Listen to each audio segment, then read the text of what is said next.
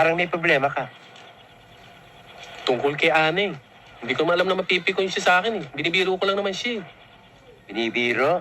Oo. Kilala kong kaliskis mo, oy. Bira ka naman. Oh. Palagay mo sa akin, manyak. Eh ano pa?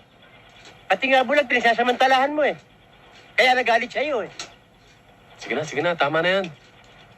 Bogi, tulungan mo naman ako. Umisip ka naman ng paraan para mapatawad ako ni Ana. Tulungan kita? Oo.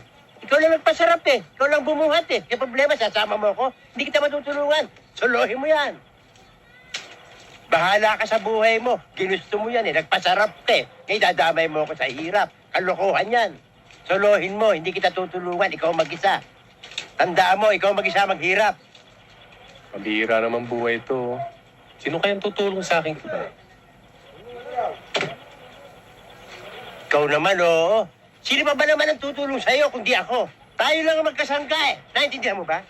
Tandaan mo yan. Pati buhay ko, ibibigay ko sa'yo. Tandaan mo yan. Maligtas ka lang sa kahihiyan. Tandaan mo yan.